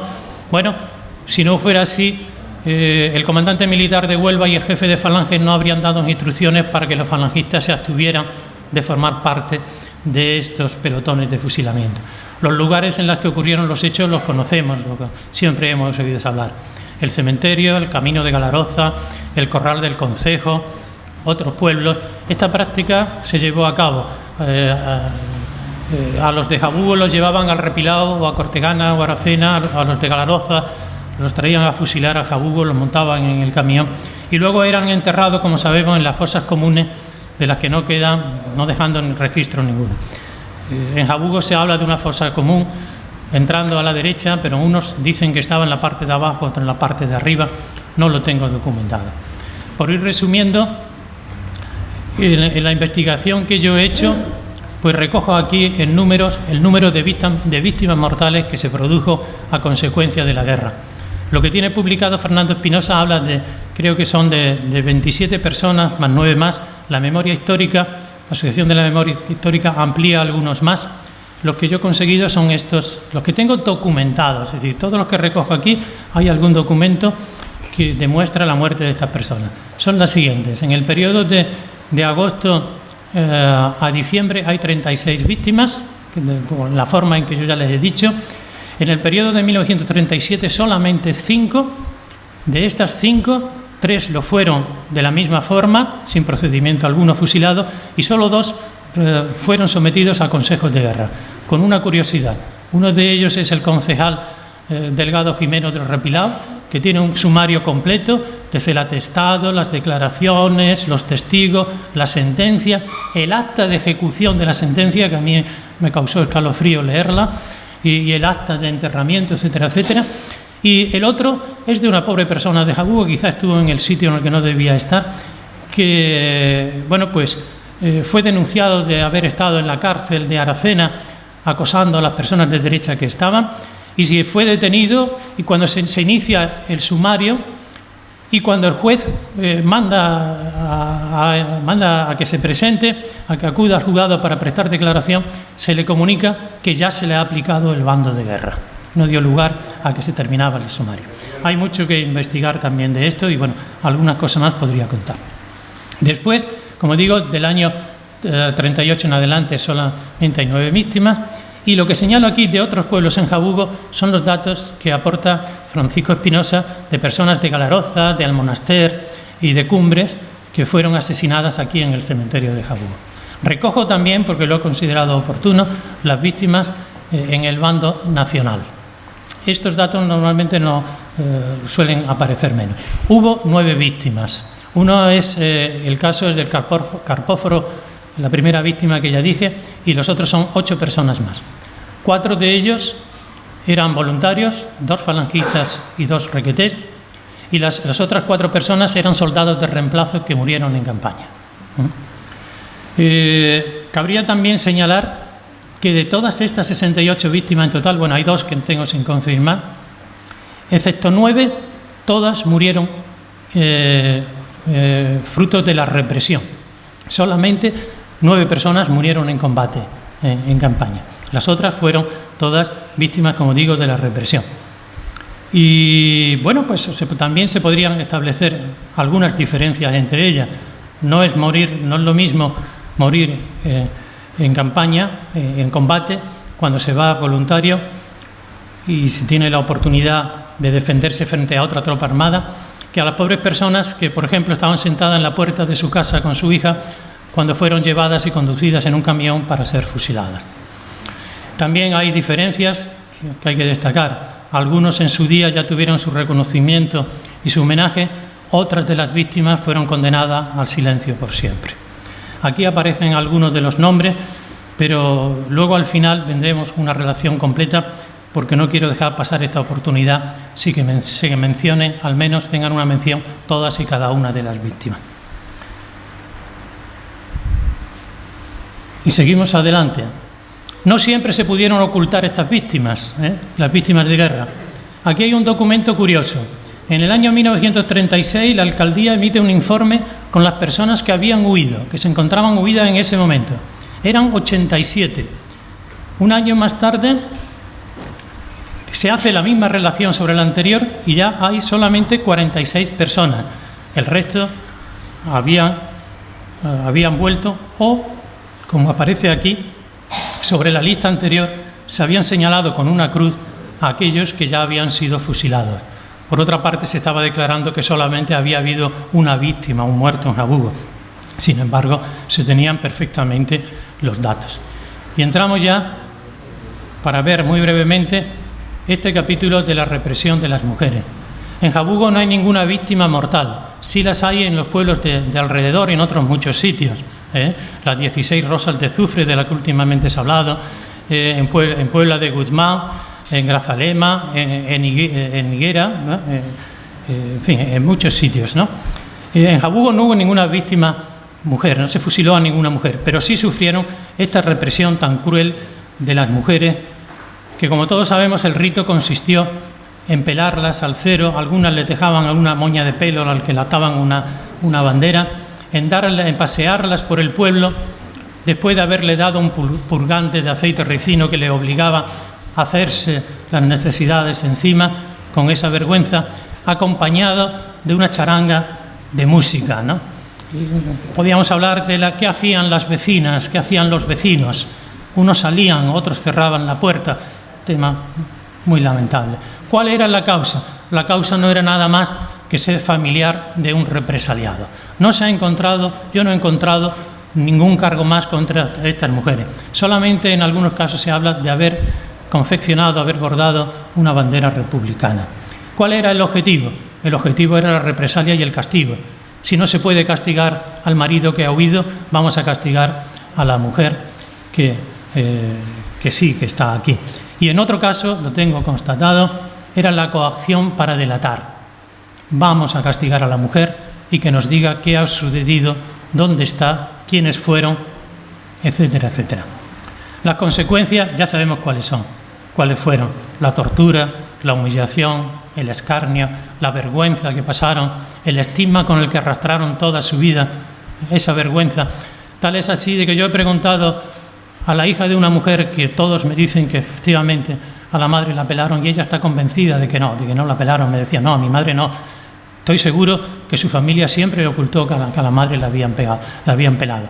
Y sé también de otras personas que se marcharon de Jabugo porque no soportaron la vergüenza de que fueran calificadas de ese modo. Y hay un documento que quiero señalar, porque no hay documentos de estos hechos, pero hay uno que me parece muy significativo porque es muy simbólico. Lo encontré por casualidad y es sencillamente una factura. Es una factura que presenta el jefe de Falange del Repilao. Y digo que me parece simbólico porque aparecen las dos caras de la moneda. Por un lado tenemos 2 litros y 3/4 de aceite ricino y un cubo de chapa galvanizada. En la otra cara, una invitación para la música y un barril de 60 litros de vino. En medio, los gastos del jefe de Falange de Jabugo y los de aquí. Creo que no merece más comentarios. El mismo día hay otra factura también igual, porque no fueron suficientes los 2 litros de aceite ricino. Podía citar muchos nombres y yo sé que quizás, muchos de vosotros estáis esperando que yo dijera casos concretos, pero no me he querido centrar en la anécdota. Yo dije al principio que quería contar el relato de los hechos. Podía hablar de cada una de las víctimas, detrás de cada nombre hay una historia, todos conocemos a distintas personas, pero yo me siento en el compromiso de referir solamente un caso. Ese es el caso de Inés Jara, porque tuve la suerte de entrevistar a su hija, Amelia López Jara, que, como vosotros sabéis, murió hace unos meses. Tengo ese compromiso porque ella quiso que yo refiriera, si llegado el momento, que contara ese caso. Bueno, Inés se encontraba en una finca en el Castaño Abajo, cuando llegaron unos carabineros y falangistas y le dijeron: te vas a venir con nosotros porque tenemos que hacerte unas preguntas. Ella dijo que le dejaran por lo menos avisar a su marido porque estaba con 4 niños pequeños, no se lo permitieron. Fue traída a Jabugo y ahí le hicieron beber el aceite ricino y me decía también que petróleo. Como consecuencia de ello, Inés empezó a enfermar y se agravó tanto que, aunque recurrieron al médico entonces más famoso, el médico de Monaster, Inés acabó muriendo. Inés estaba embarazada y, según dijo el médico, cuando murió la criatura se movía en su vientre. Creo que es un caso especialmente dramático y puede ser el ejemplo. Esa era mi abuela. Sí. Lo he contado porque ella me ha autorizado y su madre me lo... Pero hay otras víctimas más en la guerra, no solo las víctimas mortales. Todos sabemos que en toda guerra las víctimas primeras son los niños. Y esos son los huérfanos, el importante número de huérfanos que quedó. Mientras se ocultaba por un lado la muerte de los padres, por otro lado había que reconocer los huérfanos que tenía atendido. Estos documentos que no se pueden leer, pero que son muy curiosos, a mí me ha servido para documentar ciertas muertes, porque aparecen los nombres de los huérfanos y los de los padres al que ha fallecido a causa de los actuales sucesos, como se decía. Hay 36 niños en este informe de alcaldía, pero no están todos, porque muchas madres se negaron a recibir ayuda y a reconocer que a su marido había muerto, había sido por muerte natural, como le obligaban. Pues no aparecen todos, fueron muchos más, ahí están todos. Y junto a estos huérfanos, las viudas, que fueron un auténtico drama para estas personas. Muchas de ellas que se encontraron, no solamente había perdido el marido, sino que le quitaron todo lo que tenía y se encontraron sin trabajo. ¿En qué condiciones tuvieron que sobrevivir? ¿En qué condiciones tuvieron que trabajar? Esta lista es muy significativa porque creo que tiene, si se mira con cuidado, es muy sutil la diferencia que se establece. En ella se dice que por haber huido su esposo había en Jabugo 24 mujeres. A continuación, que por haber desaparecido su esposo eran 15 y que por haber fallecido su esposo eran 7. La diferencia es muy sutil y muy significativa. Las que habían huido, estos maridos acabaron volviendo, casi todos. Pero las que habían desaparecido está constatado que todos ellos los habían fusilado. Las otras 7 que aparecen fallecidos habían muerto por distintas causas antes de la guerra. Y ya va siendo hora de que termine, y la guerra terminó el 1 de abril de 1939, cuando aquello tan conocido de cautivo desarmado del Ejército Rojo, la guerra había terminado. Pero yo quiero añadir una cita de Fernando Fernán Gómez en su obra Las bicicletas son para el verano, cuando dos personajes de la misma, el hijo acude al padre anunciándole cómo en la calle suena ya que la guerra ha terminado, anunciando la paz, y el padre le corrige, le dice: pero no ha llegado la paz, Luisito, ha llegado la victoria, con lo que ello significaba.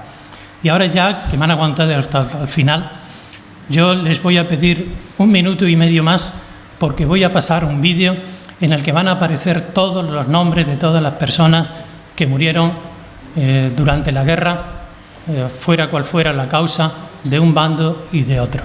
Creo que no podía terminar este acto sin tener un recuerdo. Si ustedes quieren, puede servir de homenaje. Y bueno, pues yo creo que eso por mi parte es todo. No saben cuánto le agradezco la atención que me han prestado y vamos a verlo.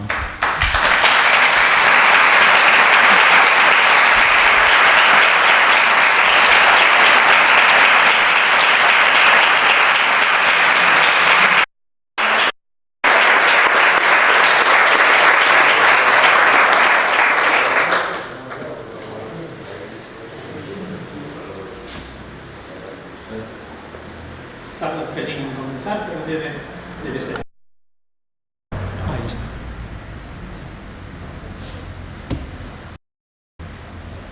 No podía detenerme y contar cada uno de los nombres. Detrás de cada nombre hay una historia muy triste.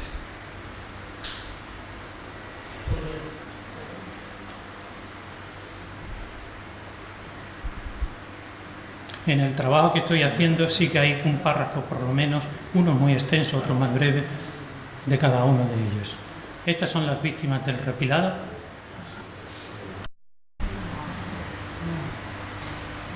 Sí, a muchos de aquí le van sonando los nombres, supongo, ¿no?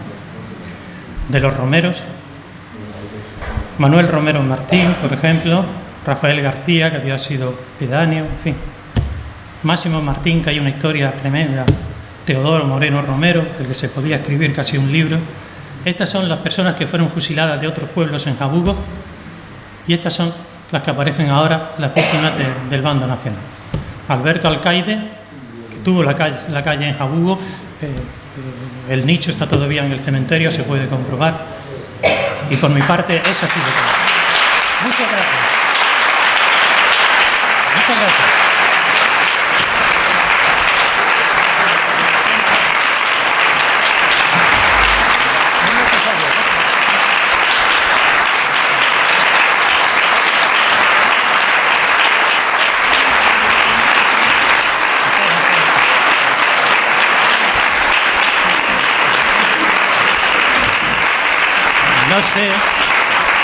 No sé si debo quedarme, es muy tarde, no sé si debo quedarme. Si alguien quiere hacer alguna pregunta, yo estaría encantado de responderle, si es que está en mi mano. Un momento, Javier, no tengo palabras para agradecerte el trabajo y las horas de estudio, sí. de todo este trabajo y el trabajo de investigación que has hecho. Yo creo que en nombre del pueblo y en nombre de todo el pueblo de Jabugo, yo creo que es un reconocimiento a todas esas víctimas, es recuperar unos hechos que esperemos que nunca se vuelvan a repetir. Efectivamente, la historia hay que conocerla para que no se repitan los errores. Y que, exactamente, la historia hay que conocerla para no repetir los errores de la historia, que desgraciadamente muchas veces es cíclica. Mira, nosotros tenemos un eslogan de Jabugo y regalarte esto, que lo tengas de recuerdo. Te grabaremos una placa una vez de esto para que la puedas poner por detrás en conmemoración de esta charla, ¿vale? Que dice: donde habita el alma, nunca mejor dicho, de tantas personas, de algo único y un lugar en boca de todo que es otro. Muchas